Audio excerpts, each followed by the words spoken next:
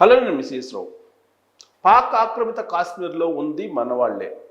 భౌగోళికంగా ఆ ప్రాంతం పాకిస్తాన్ ఆధీనంలో ఉన్నప్పటికీ అక్కడ ఉండేటువంటి వాళ్ళు భారతదేశాన్ని, భారతీయుల్ని అభిమానిస్తున్నారు, ప్రేమిస్తున్నారు అనేటువంటి విషయాన్ని కేంద్ర రక్షణ శాఖ మంత్రి రాజ్నాథ్ సింగ్ గారు చెప్పారు.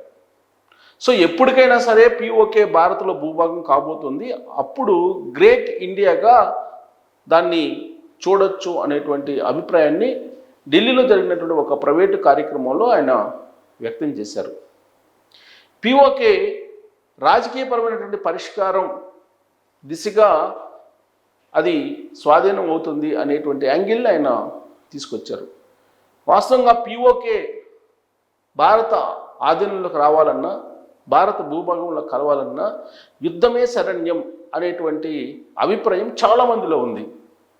దానికి భిన్నంగా ఇప్పుడు రాజ్నాథ్ సింగ్ గారు రాజకీయ పరిష్కారమే పిఓకే భారత్లో భూభాగాన్ని చేస్తుంది, భారత్లో భూభాగం అవుతుంది అనేటువంటి ఒక సంకేతం, అలాంటి అభిప్రాయాన్ని వ్యక్తం చేశారు.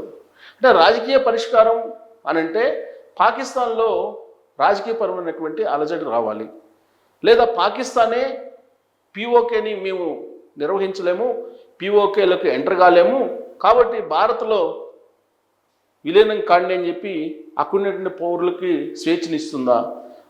ఆ విధమైనటువంటి పరిష్కారం రావాలంటే రాజకీయపరమైనటువంటి మార్పులు అనూహ్యంగా ఉండాలి, లేదంటే అది సాధ్యం కాదు. సాధారణంగా ఏంటంటే రాజకీయ పరిష్కారం అనేది చాలా tough. With in the country అయితే రాజకీయ పరిష్కారం ఉంటుంది, కానీ పాక్ ఆక్రమిత కాశ్మీర్ దానికి రాజకీయ పరిష్కారం అని చెప్పేసి ఇప్పుడు రాజ్నాథ్ సింగ్ గారు చెప్పడం అనేది ఒక పెద్ద చర్చనీయాంశంగా మారింది. సో పిఓకేలో ఉన్నటువంటి ప్రజలే స్వచ్ఛందంగా ముందుకొచ్చి పోరాడాలి, అప్పుడే రాజకీయ పరిష్కారం వస్తుంది అనేటువంటి యాంగిల్లో బహుశా రాజ్నాథ్ సింగ్ గారు ఆ విధమైనటువంటి అభిప్రాయాన్ని వ్యక్తం చేసి ఉండవచ్చు. ప్రత్యేక ఉద్యమాన్ని మనం చూసాం తెలంగాణలో. ప్రత్యేక ఉద్యమం రావడానికి ప్రజల మనోభావాలు కారణం. ప్రజలే ముందుకొచ్చి ఉద్యమించారు. విధులైనటువంటి పరిస్థితుల్లో ఖచ్చితంగా ప్రత్యేక రాష్ట్రం ఇవ్వాల్సిందే అనేటువంటి నినాదం ఉంది కాబట్టి భారత ప్రభుత్వం ప్రత్యేక రాష్ట్రాన్ని ఇచ్చింది. సో అదే తరహాలో పిఓకేలో ఉండేటువంటి ప్రజలు కూడా ఉద్యమిస్తారు, ఉద్యమించేటువంటి అవకాశం ఉంది అనేటువంటి అభిప్రాయాన్ని బహుశా రాజ్నాథ్ సింగ్ గారు వ్యక్తం చేసి ఉండొచ్చు. అక్కడ ఉన్నటువంటి ప్రజలు ఉద్యమాలు చేపట్టి ఆందోళనలు చేసి పిఓకేని భారత్లో కల్పండి అని పెద్ద ఎత్తున ఉద్యమిస్తే అప్పుడు రాజకీయ పరిష్కారం లభిస్తుంది పాకిస్తాన్ నుంచి. అప్పటి వరకు రాజకీయ పరిష్కారం లభించదు. బహుశా ఆ దిశగా ఆలోచించినటువంటి రాజ్నాథ్ సింగ్ గారు పిఓకే పరిష్కారం అనేది అక్కడ ఉన్నటువంటి ప్రజల మనోభావాల మీద ఆధారపడి ఉంటుంది అనే అభిప్రాయాన్ని వ్యక్తం చేశారు. అక్కడ ప్రజలు ఇప్పటికీ కూడా భారత భూభాగంలో ఉండాలి అని కోరుకుంటున్నారు అనేటువంటి దాన్ని కూడా ఆయన చెప్పారు.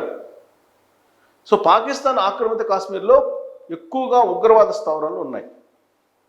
అక్కడ సామాన్య ప్రజలు ఇబ్బంది పడుతూ ఉన్నారు. పాకిస్తాన్ ప్రభుత్వం నుంచి ఎదురవుతున్నటువంటి సమస్యలను కూడా వాళ్ళు ఫేస్ చేస్తున్నారు.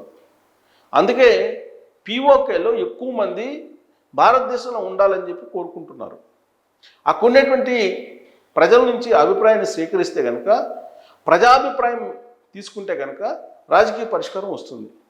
ఆ రాజకీయ పరిష్కారం వస్తుంది, అప్పుడే పిఓకే భారత్లో భూభాగం అవుతుంది అనేటువంటి యాంగిల్లో రాజ్నాథ్ సింగ్ గారు మాట్లాడారు అని అంటే ఇప్పట్లో పిఓకే భారత్లో భూభాగం కాదేమో అనేటువంటి అభిప్రాయం కలుగుతుంది. ఇటీవల కాలంలో ఆపరేషన్ సింధూర్ విజయవంతమైంది.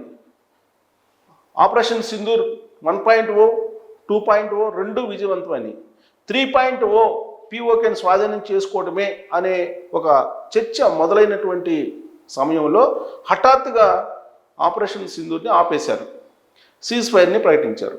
దీంతో పిఓకే మీద ఆశలు ఇప్పుడు మళ్ళా సన్నగిలుతూ ఉన్నాయి.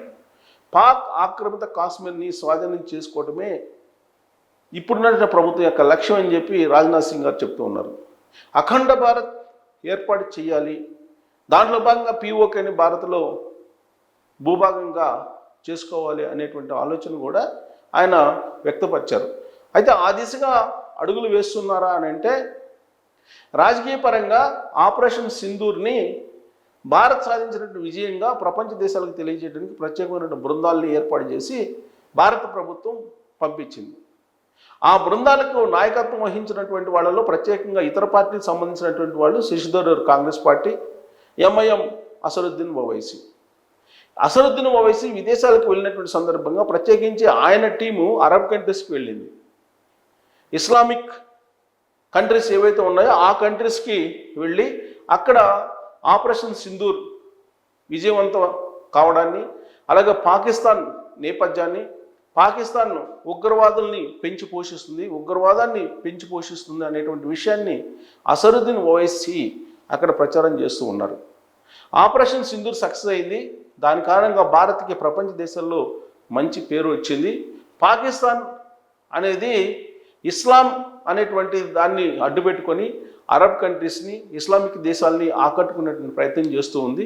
కానీ ఆ దేశం ఉగ్రవాద దేశం, ఉగ్రవాదుల్ని పెంచి పోషిస్తూ ఉంది.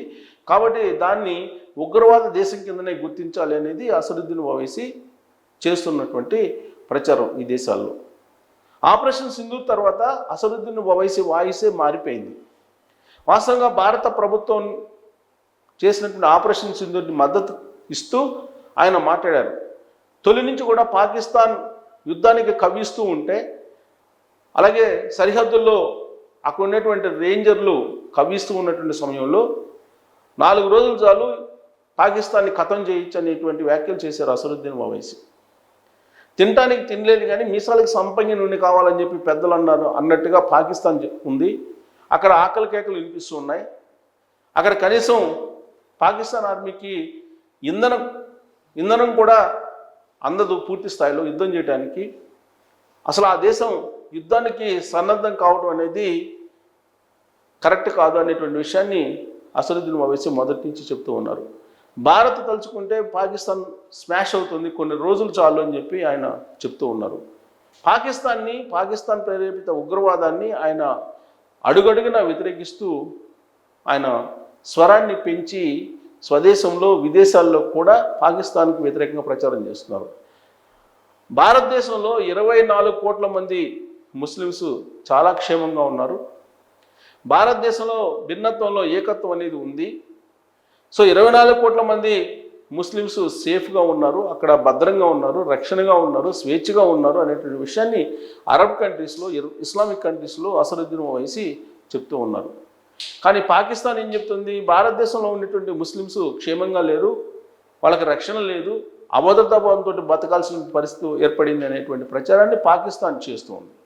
దాన్ని అరబ్ కంట్రీస్లో, ఇస్లామిక్ దేశాల్లో ఖండిస్తూ అసదుద్దీన్ ఓవైసీ 24 కోట్ల మంది ముస్లిం జనాభా క్షేమంగా భద్రంగా ఉన్నారు, స్వేచ్ఛగా ఉన్నారు భారతదేశంలో అనేటువంటి విషయాన్ని చెప్తూ, పాకిస్తాన్ చెప్తున్నటువంటి మాటలను మీరు వినొద్దు, పాకిస్తాన్ ఉగ్రవాదుల్ని పెంచి పోషిస్తూ ఉంది, ఆ దేశానికి ఇచ్చేటువంటి సహాయం ఉగ్రవాదులకు ఇచ్చినట్టే అనేటువంటి విషయాన్ని అరబ్ కంట్రీస్లో, ఇస్లామిక్ కంట్రీస్లో ఆయన ప్రచారం చేస్తున్నారు. మరి గతంలో హిందువులను వ్యతిరేకించినటువంటి అసదుద్దీన్ ఓవైసీ ఒక 15 నిమిషాలు టైం ఇచ్చేస్తే హిందువుల్ని స్మాష్ చేస్తామని చెప్పి వివాదాస్పదమైన కామెంట్లు చేసినట్టు అసదుద్దీన్ ఓవైసీ, అక్బరుద్దీన్ ఓవైసీ ఇప్పుడు ఎందుకు ఒకేసారిగా భారతదేశం మీద వాళ్ళకి అభిమానం పుట్టుకొచ్చింది?